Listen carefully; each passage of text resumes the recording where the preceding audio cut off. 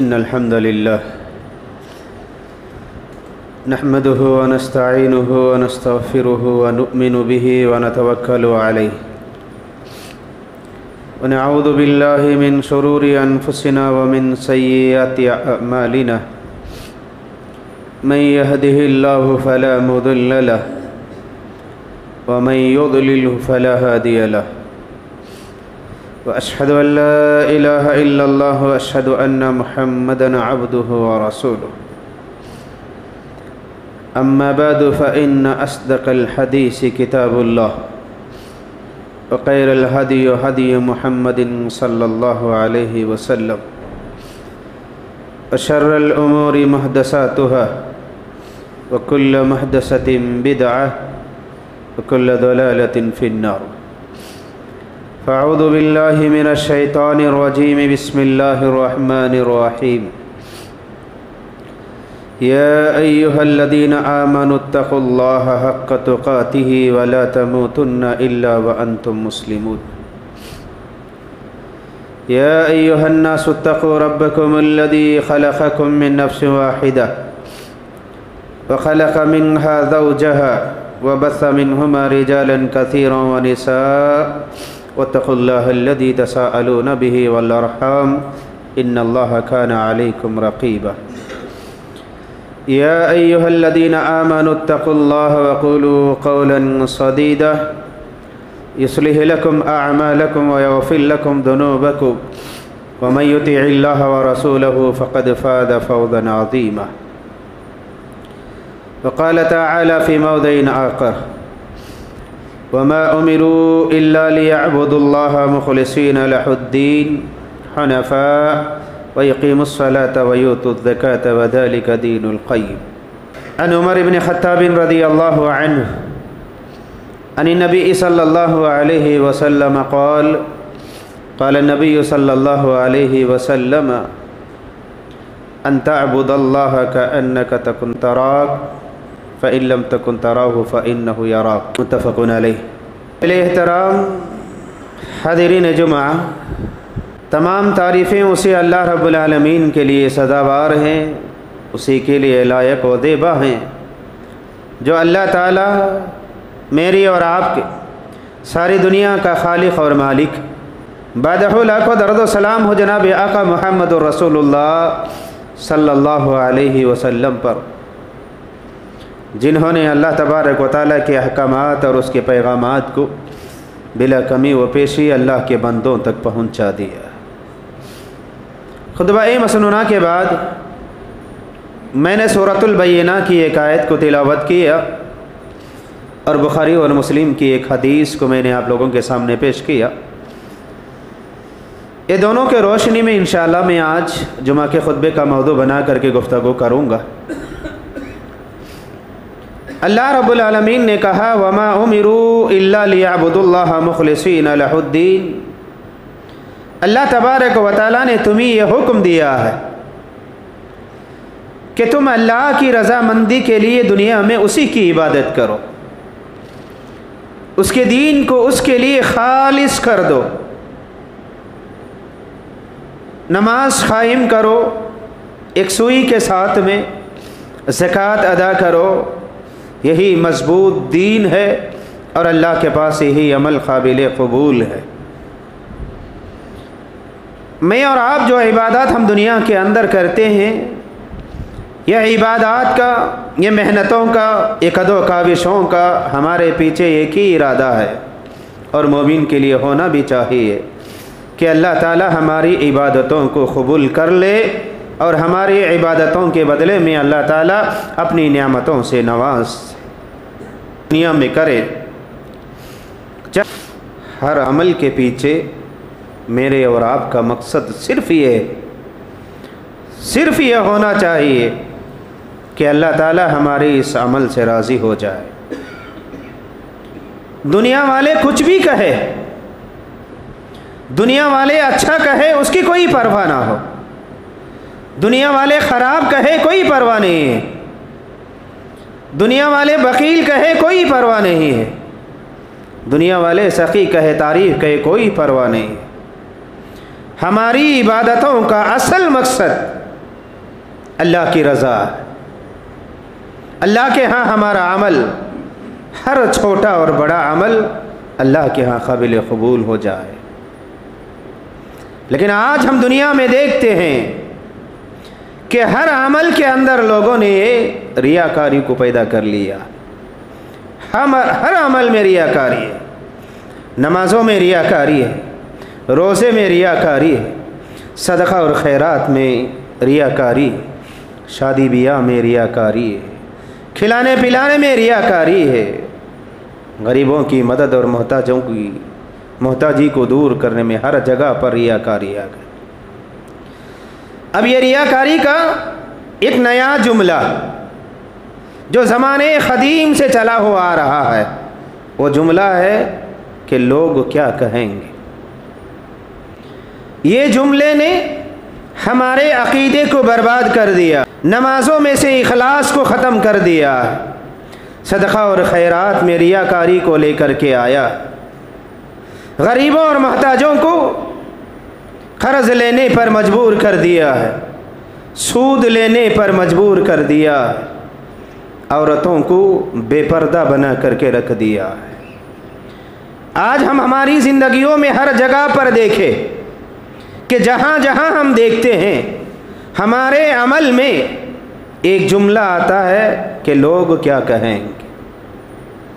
سب کر رہے ہیں، ہمیں بھی کریں گے، سب کر رہے ہیں، اگر ہم نہیں کریں گے تو لوگ کیا کہیں گے۔ میرے بھائیوں ذرا بتاؤ وہ لوگ کون ہیں جس کے بارے میں آپ کہتے ہیں کہ لوگ کیا کہیں گے؟ اگر یہ لوگوں کا تمہارا عقیدہ یہ ہے کہ اگر یہ لوگ ہمیں کیا کہیں گے، ہمیں کیا سمجھیں گے، تو پھر سمجھو نہ دنیا میں ہم کامیاب ہوں گے اور نہ آخرت میں کامیاب ہوں گے۔ دنیا کے ہر معاملے کے اندر، چاہے وہ غریب ہو یا مسکین ہو، مرد ہو یا عورت ہو، سب کے اندر، سب کے ذہنوں میں آج یہ جملہ آ گیا کہ لوگ کیا کہیں گے۔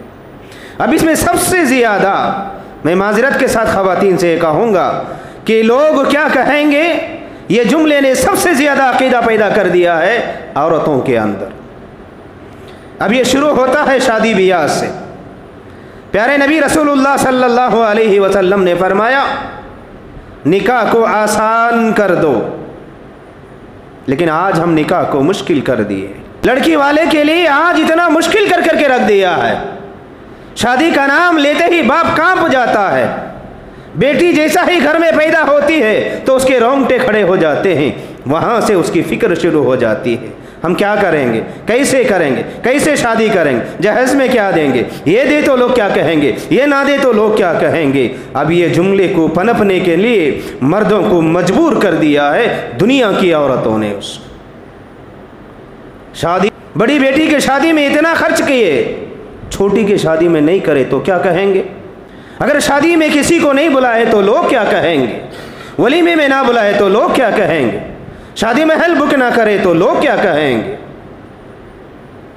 ہر معاملے کے اندر یہ چیز آ گئی ہے، خاص کر کے اس کے اندر عورتوں کا دخل بہت زیادہ ہے، عورتوں کا دخل بہت زیادہ اس کے اندر ہے۔ شادی بیاہ کے اندر مرد یہ چاہتا بھی ہے کہ اس نے سنا ہے، یہ حدیث ہے، یہ آیت ہے، یہ شریعت ہے، ایسا کرنا ہے، ایسا نہیں کرنا ہے، تو پھر عورت کہہ دیتی ہے وہ سب الگ رکھو، تمہاری شریعت الگ، تمہاری سنت الگ، میں جو کہتی ہوں وہ سنو۔ صلی اللہ علیہ وسلم نے فرمایا نکاح آسان کر دو، اور جس نکاح میں کم خرچ ہو، وہ نکاح کے تعلق سے اللہ کے نبی صلی اللہ علیہ وسلم نے فرمایا ایسرھا معونہ، جس نکاح میں، جس شادی میں خرافات نہ ہو، زیادہ اخراجات نہ ہو، سادہ سیدھا ہو، تو اس کے اندر برکت ہوتی۔ زیادہ سے زیادہ لوگ اگر کہیں تو ہمارا جنازہ نکلنے کے بعد یہی کہیں گے انا للہ و انا الیہ راجعون، اس کے علاوہ دوسرا کچھ بھی نہیں کہیں گے۔ اگر کم کھلائے تو لوگ کہیں گے کتنا بڑا بخیل ہے باپ، شادی میں رشتہ داروں کچھ بلایا نہیں، ماں باپ کچھ بلایا نہیں، چچا چچانی کچھ بلایا نہیں، کتنا بڑا بخیل ہے۔ اگر کم کرائے تو، زیادہ اگر خرچہ کرے تو باہر آ کر کے بات کرتے ہیں کسے ڈبایا کہ معلوم نہیں، لاکھاں کے پیسے خرچہ کرا، لوگوں کی وجہ سے ہم نے ہمارے دین کو آج برباد کر لیا. عبادات سے لے کر کے معاملات سے لے کر کے شادی بیاہ تک سب کا سب آ گیا. ایک عورت شادی کو جانا ہے تو شوہر کو پکڑے گی گھر کے اندر، میرے پڑوس کے لوگ جائیں گے، یہاں تک ہاتھ ڈال کو جائے گی، اگر میں نہیں پہن کر کے گئی تو انہوں کیا کہیں گے، میں کیسے وہاں جا کر کے بیٹھنا، کیسے ان لوگوں کے پاس جا کر کے ملنا. نہیں، مجھے بھی ایسا ہار ہونا، مجھے بھی ایسے ساری ہونا، مجھے بھی ایسا کپڑا ہونا، مجھے بھی یہ پینٹ ہونا، مجھے بھی یہ چیزیں ہونا چاہیے. ایک سے ایک بڑھ کر کے شادی خانوں میں گھر سے مہذب طریقے سے برقع پہن کر کے سادہ سیدھا لباس پہن کر کے شادی محل کو جاتی ہے. وہاں جانے کے بعد دیکھتے ہیں سارے عورتیں برقعے نکال کر کے کھوٹی میں ٹانگ کر کے رکھے ہیں. اب یہ عورت سوچتی ہے سب برقع نکالے، میں نہیں نکالی تو کیا سمجھیں گے، میں بھی نکالوں اور رکھ دوں. اللہ کے نبی نے کیا کہا اس کی فکر نہیں ہے، اللہ نے کیا کہا اس کی فکر نہیں ہے. اب یہ جملہ اتنا زیادہ ہماری عبادات کے اندر ہمارے عقیدے میں داخل ہو گیا ہے، ہر کام کے معاملے میں لوگ کیا کہیں گے. اب یہ مصیبت چلتے چلتے یہاں تک آ گئی ہے، اگر مرد گھر میں بیوی سے کہتا ہے کیا جی کیا بنائے ہیں گھر میں، ذرا پڑوسی کو دے کر کے بھیج دو، بیوی گرم ہو جائے گی، کہے گی کیا دینا پڑوسیوں کو، دال کھانا بنا کر رکھے ہیں دیے تو انہوں کیا سمجھیں گے، مرغی کا گوشت ہونا، بکرے کا رہے تو اب بھی اچھا. اب یہ پڑوسی کو کھلانے میں تمہارا ارادہ کیا ہے، اب یہ لوگ کیا کہیں گے، یہ ریاکاری ہے اس کے اندر. ایک عورت یہ ارادہ کر لے کہ ہمارے گھروں کے اندر، ہمارے خاندانوں کے اندر جو خرافات ہوتے ہیں، جو بدعات ہو رہے ہیں، اسے میں روک لوں گی، تو اس کے مقابلے میں 50 مرد بھی اگر مل کر کے کرنا چاہے تو نہیں کر سکتا، اس کی مجال نہیں ہے. تو یہ عقیدے کو ہمارے زندگیوں سے نکالے کہ لوگ کیا کہیں گے. ہر معاملے میں آ گیا. چھوٹا فون ہمارے پاس ہے، بازو گھر والے کے پاس بڑا فون ہے، اب سوچتے ہیں کہ نہیں ہمیں بھی بڑا فون لیں گے، کیوں، لوگ کیا کہیں گے. میرے بھائیوں، آدمی اپنی زندگی کے اعتبار سے، اپنی طاقت کے اعتبار سے، اپنی استطاعت کے اعتبار سے کمائے، کھائے، پی، کھلائے، پلائے، سب کچھ کرے. دین اسلام میں اس کے اندر ممانعت نہیں ہے اس کے اندر. لیکن یہ جملہ نکالو، خاص کر کے شادی بیاہ کے اندر، شادی آسانی سے ہو، نکاح مسجد کے اندر ہو، نوشو آ کر کے مہر ادا کرے اور ولیمہ بھی سادہ سیدھا کیا جائے. اس کے اندر یہ ریاکاری نہ ہو کہ ہمارے ولیمے میں اتنے لوگ آئیں گے، ہمارے نکاح میں اتنے لوگ آئیں گے. لوگ کم آئے تب بھی مشکل ہے، لوگ زیادہ آئے تب بھی مشکل ہے. زیادہ دیں گے، ہماری عبادتوں سے سکون ختم ہو گیا ہے، ریاکاری ہمارے اندر آ گئی ہے، للہیت ہمارے اندر سے ختم ہو گئی ہے. حج کر رہے ہیں وہ بھی ریاکاری کے اندر بچے آ کر کے باپ سے کہتے ہیں اے ابا، چچا نے بھی حج کر لیا، تایا نے بھی حج کر لیا، پڑوسیوں نے بھی حج کر لیا، اب تمہیں ایک عید باقی ہے، سو تمہیں نہیں حج کرے تو لوگ کیا بولیں گے، تمہیں بھی جاؤ حج کر لے کر جاؤ. اللہ کی رضا کے لیے نہیں ہے، اللہ کی رضا کے لیے عبادت نہیں ہے. روزے میں، نماز میں، کھلانے میں، پلانے میں، ہر جگہ کے اندر یہ ریاکاری آ گئی ہے. رسول اکرم صلی اللہ علیہ وسلم کی سنت ہٹتے ہوئے جا رہی ہے. یہ معاملہ گزرتے گزرتے گزرتے میت کے گھرانوں میں بھی داخل ہو گیا ہے، میت کے گھر میں بھی داخل ہو گیا ہے. لوگ میت کے گھر کو جاتے ہیں میت کی زیارت کرنے کے لیے، اس کے حق میں دعا کرنے کے لیے. پیارے نبی رسول اکرم صلی اللہ علیہ وسلم نے فرمایا یہ ایک مسلمان کے دوسرے مسلمان پر 6 حقوق ہیں، اس میں سے ایک حق، جب وہ بیمار ہو جائے تو اس کی عیادت کے لیے جاؤ، جب وہ مر جائے تو اس کی جنازے میں شریک ہو جاؤ. آج معاملہ یہ ہو گیا ہے کہ لوگ جنازے میں بھی جاتے ہیں. پیارے نبی نے فرمایا صلی اللہ علیہ وسلم اگر تمہارے پڑوسی میں، اگر تمہارے رشتہ داروں میں اگر کسی کی میت ہو جائے، وہ میت کے گھر والوں کو تمہارے گھر سے کھانا پکا کر کے اسے کھلاؤ. یہ حدیث ہے، یہ سنت ہے. لیکن آج ہم نے کیا کر لیا ہے، میت کے گھر کو جاتے ہیں، وہاں جا کر کے کھا پی کر کے آتے ہیں. اب وہ میت گھر والے بھی اتنے پریشان ہو گئے ہیں، یہ دعوت بنانا ہے، یہ بریانی بنانا ہے، یہ سالن بنانا ہے، نہیں تو لوگ کیا کہیں گے. یہ ہماری زندگی کے معاملات یہاں سے نکل گئے ہیں، شادی سے شروع ہو کر کے میت تک چلے گئے ہیں. شادی سے نہیں بلکہ بچہ پیدا ہونے کے بعد سے لے کر کے شروع ہو گئے۔ ہر معاملے کے اندر ریاکاری آ گئی ہے اس کا۔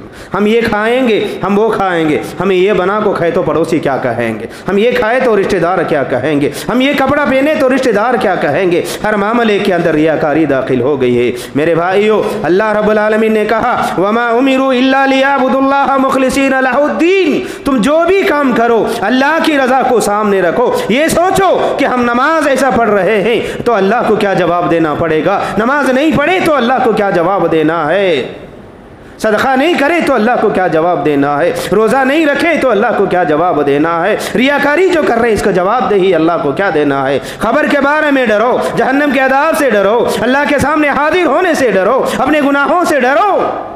یہ عبادات ہے۔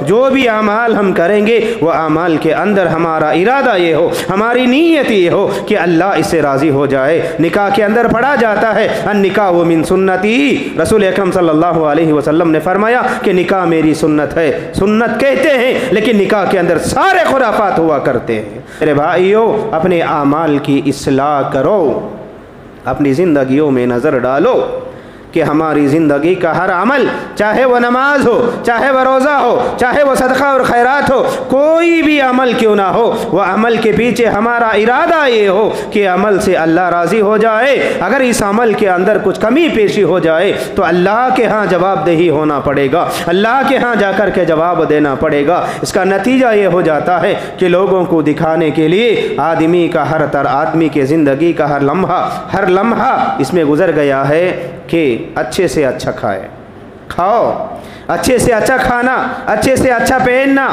یہ ریاکاری نہیں ہے، یہ تکبر نہیں ہے۔ پیارے نبی رسول اللہ صلی اللہ علیہ وسلم نے فرمایا اللہ تبارک و تعالیٰ اپنے بندوں پر جو نعمتیں دیتا ہے وہ نعمتوں کا اللہ تعالیٰ اظہار بھی دیکھنا چاہتا ہے۔ اچھا کھانا، اچھا پینا، اچھا پہننا، اچھا اوڑھنا، اچھا جوتا پہننا یہ تکبر کی نشانیوں میں سے نہیں ہے، بلکہ یہ سوچ کر کے اگر پہنتے ہیں اگر میں یہ چپل پہنوں گا تو لوگ کیا کہیں گے، یہ لباس پہنوں گا تو لوگ کیا کہیں گے۔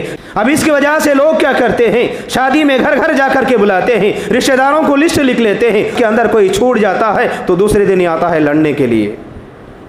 معاملہ بھی ہمارا ایسا ہو گیا ہے، جو بلاتا ہے وہ بھی یہی سوچ کر کے بلاتا ہے اگر نہیں بلائے تو لوگ کیا کہیں گے۔ میرے بھائیو، نہ نکاح کے اندر نہ میت کے اندر لوگوں کو بلانا، لوگوں کو دعوت دینا، لوگوں کو جمانا یہ شریعت کے خلاف ہے۔ اس کے اندر ہو بس نکاح کے بارے میں کہا اعلنوا بالنکاح، نکاح کے لیے اعلان کر دو، گواہوں کو رکھو، مہر کو ادا کرو، نکاح سادہ سیدھا ختم ہو جاتا ہے۔ دیکھو رسول اکرم صلی اللہ علیہ وسلم کے دور میں عبد الرحمن ابن عوف رضی اللہ عنہ مدینے کے بڑے بڑے مالداروں میں ان کا شمار ہوتا ہے۔ ان کا رسول اکرم صلی اللہ علیہ وسلم کے چہیتے صحابی ہیں۔ عبد الرحمن ابن عوف نے رسول اکرم صلی اللہ علیہ وسلم کو نکاح میں نہیں بلایا۔ عبد الرحمن ابن عوف نے اللہ کے نبی صلی اللہ علیہ وسلم کو نکاح میں نہیں بلایا۔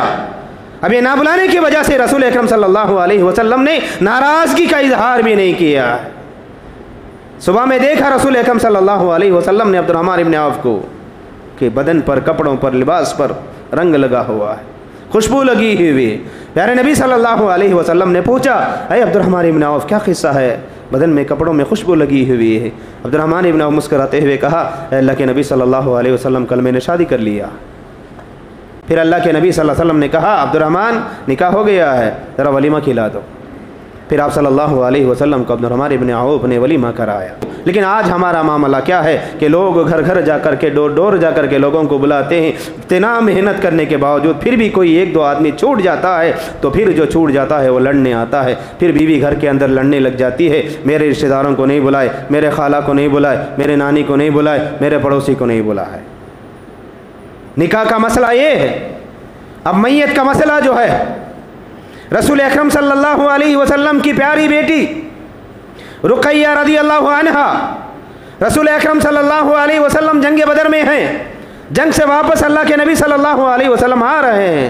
جب جنگ بدر کے لیے نکل کر کے گئے تو رقیہ رضی اللہ عنہ کی طبیعت ناساز رہی، بیمار رہے۔ عثمان غنی رضی اللہ عنہ کو اللہ کے نبی صلی اللہ علیہ وسلم نے کہا، اے عثمان تمہاری بیوی کی طبیعت ناساز ہے، آپ اس کی خدمت میں لگ جائیے، اب اس کی تیمارداری میں رہ جائیے، اب ہمارے ساتھ میں آنے کی ضرورت نہیں ہے۔ عثمان غنی رضی اللہ عنہ جنگ بدر کے اندر شریک نہیں ہوئے، بیوی کی خدمت میں لگے رہے، بیوی کی عیادت میں لگے رہے، بیوی کے حال چال میں لگے رہے۔ اب کہتے ہیں عائشہ رضی اللہ عنہا، انس بن مالک رضی اللہ عنہ بھی راوی ہیں، عائشہ رضی اللہ عنہا کہتے ہیں جنگ بدر سے صحابہ کرام اللہ کے نبی صلی اللہ علیہ وسلم مدینے کو واپس آئے اس حال میں کہ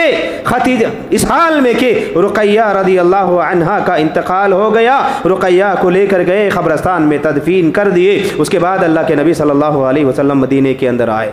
رقیہ اللہ کے نبی کی پیاری بیٹی ہیں، اللہ کے نبی کی چہیتی ہیں۔ اللہ کے نبی صلی اللہ علیہ وسلم کو بیٹی کے مرنے کی، وفات کی خبر ان کو نہیں دیا اور ان کے آنے تک انتظار بھی نہیں کیا۔ اور عثمان نے یہ نہیں سوچا کہ اگر ان کو بولے بغیر میں تدفین کر دوں گا، اگر ان کو بولے بغیر اگر میں نماز جنازہ پڑھ لوں گا تو اللہ کے نبی کیا کہیں گے۔ میرے بھائیو، دین کے معاملات میں اللہ کی رضامندی ہونا چاہیے اور اللہ کے نبی صلی اللہ علیہ وسلم کی اطاعت ہمارے سامنے ہونی چاہیے۔ سوچ کر کے دیکھو، اگر آج کا ماحول ہوتا، اگر کسی کی بیٹی انتقال ہو جائے، اسے اس کا داماد باپ کو بولے بغیر دفن کر دے تو کیا خاموش رہیں گے؟ کیا کہیں گے اس کو؟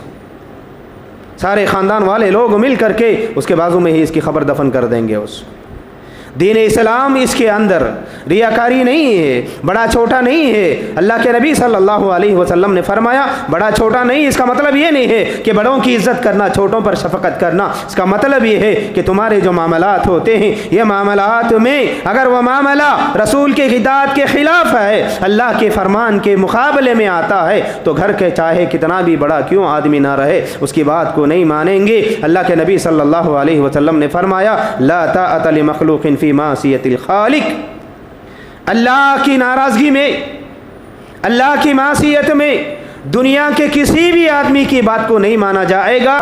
آخر میں وہ حدیث جسے میں نے پڑھ کر کے سنایا، عمر بن خطاب رضی اللہ عنہ نے کہا، اللہ کے نبی صلی اللہ علیہ وسلم کہتے ہیں عبادت میں احسان یہ ہے ان تعبد اللہ کأنک تراہ، تم اللہ کی عبادت ایسے کرو جیسے اللہ تمہیں دیکھ رہا ہے۔ اگر تمہیں یہ احساس نہ ہو کہ اللہ تمہیں ایسے کرو جیسے کہ تم اللہ کو دیکھ رہے ہو، اگر تم کو یہ احساس نہ ہو تو کم سے کم یہ سمجھو کہ اللہ تمہیں دیکھ رہا ہے۔ ہر معاملے کے اندر اللہ کے نبی رسول اللہ صلی اللہ علیہ وسلم کی اطاعت ہو۔ کوئی بھی معاملہ، کوئی بھی عمل اللہ کے ہاں قابل قبول اسی وقت میں ہو سکتا ہے جبکہ وہ معاملہ اللہ کے رسول صلی اللہ علیہ وسلم کے اطاعت کے مطابق ہو۔ کسی بھی عمل کے قابل قبول ہونے کے لیے دو شرطیں ہیں، ایک وہ عمل رسول اکرم صلی اللہ علیہ وسلم کے طریقے کے برابر ہو، اور وہ عمل اتنا ہی ہو جتنا پیارے نبی صلی اللہ علیہ وسلم نے کیا ہے، تبھی چل کر کے ہمارے اعمال قابل قبول ہوں گے۔ میرے بھائیوں، خلاصہ کلام یہ ہے کہ ہم ہمارے ہر معاملے میں یہ سوچیں کہ قرآن کو آگے رکھے، حدیث کو آگے رکھے، اللہ کے رسول کے فرامین کو آگے رکھے کہ لوگ کیا کہیں گے، کیونکہ لوگ کیا کہیں گے یہ جملے نے ہماری عبادتوں کو بگاڑ دیا ہے، ہمارے اعمال کو بگاڑ دیا ہے۔ دور جاہلیت میں رسول اکرم صلی اللہ علیہ وسلم کے چچا ابو طالب جو رہے، وہ آخری وقت میں بھی ایمان نہیں لے کر کے آئے، مسلمان نہیں ہوئے، بس یہی ان کے خیال میں رہا، یہی تصور ان کا رہا، یہی جملہ وہ کہتے رہے مرتے وقت میں بھی، اگر میں مرنے سے پہلے مسلمان ہو کر کے مر جاؤں گا تو میرے مرنے کے بعد لوگ کہیں گے کہ موت کے ڈر سے یہ مسلمان ہو گیا ہے۔ میرے بھائیوں، پیارے نبی صلی اللہ علیہ وسلم نے فرمایا اگر اللہ اور اس کے رسول کی اطاعت کرتے ہوئے لوگ اگر اس سے ناراض ہو جائیں گے تو اللہ تعالیٰ اس کی مدد کرے گا۔ اگر کوئی بندہ لوگوں کو راضی کرنے کے لیے اللہ اور اس کے رسول کو ناراض کر دیتا ہے تو پھر اللہ اور اس کے رسول سے وہ بری و ذمہ ہو جاتا ہے۔ کبھی بھی لوگوں کو آپ خوش نہیں کر سکتے ہیں۔ آپ اچھا کرے تب بھی غیبت کریں گے، آپ اگر برا کرے تب بھی غیبت کریں گے، آپ کم کرے تب بھی بدنام کریں گے، زیادہ کرے تب بھی بدنام کریں گے۔ ہمارے عبادات میں، ہمارے معاملات میں سے یہ جملہ نکال دو کہ لوگ کیا کہیں گے یا لوگ کیا سمجھیں گے، یہ سوچو اللہ کیا کہتا ہے۔ اللہ کے نبی کیا کہتے ہیں، مرنے کے بعد ہمیں اللہ کے ہاں کیا جواب دینا پڑے گا۔ اگر میں یہ کام کر لوں گا تو اللہ پوچھے گا تو میں اللہ کو کیا جواب دوں گا۔ اللہ کو جواب دینے کا، اللہ کے ہاں جواب دہی کا احساس رکھتے ہوئے ہم دنیا میں زندگی گزارے تو انشاءاللہ دنیا میں بھی کامیاب ہو جائیں گے اور آخرت میں بھی کامیاب ہو جائیں گے۔ اللہ سے دعا ہے اللہ تعالیٰ مجھے اور آپ کو ہماری زندگی کے ہر کام میں اللہ اور اس کے رسول کی اطاعت کے مطابق ہو، اللہ کو راضی کرنے کے لیے ہمارا ہر معاملہ ہر کام اللہ کی رضا مندی کے لیے ہو۔ آمین۔ اقول قولی ھذا استغفر اللہ لی ولکم ولسائر المسلمین اجمعین۔ بارک اللہ لنا ولکم ونفعنا وإیاکم بذکر الآیات الحکیم انہ تعالی جواد کریم ملک بر رؤوف ورب حلیم۔ ان الحمد للہ نحمده ونستعینه ونستغفره ونؤمن به ونتوکل علیہ ونعوذ باللہ من شرور انفسنا ومن سیئات اعمالنا من يهده الله فلا مضل له ومن يضلل فلا هادي له واشهد ان لا اله الا الله واشهد ان محمدا عبده ورسوله اما بعد فاعوذ باللہ من الشیطان الرجیم بسم اللہ الرحمن الرحیم ان اللہ وملائکته يصلون علی النبی یا ایها الذین آمنوا صلوا علیہ وسلموا تسلیما اللهم صل علی محمد وعلى آل محمد كما صليت على إبراهيم وعلى آل إبراهيم إنك حميد مجيد اللهم بارك على محمد وعلى آل محمد كما باركت على إبراهيم وعلى آل إبراهيم إنك حميد مجيد اللهم اغفر للمؤمنين والمؤمنات والمسلمين والمسلمات إنك سميع مجيب الدعوات اللهم انصر من نصر دين محمد صلى الله عليه وسلم وجعلنا منهم آمين واخذل من خذل دين محمد صلى الله عليه وسلم ولا تجعلنا منهم آمين عباد الله رحمكم الله إن الله يأمركم بالعدل والإحسان وإيتاء ذي القربى وينهى عن الفحشاء والمنكر والبغي يعظكم لعلكم تذكرون واذكروا الله يذكركم وادعوه يستجب لكم ولذكر الله تعالى أعلى وأولى وأعز وجل وهم وتم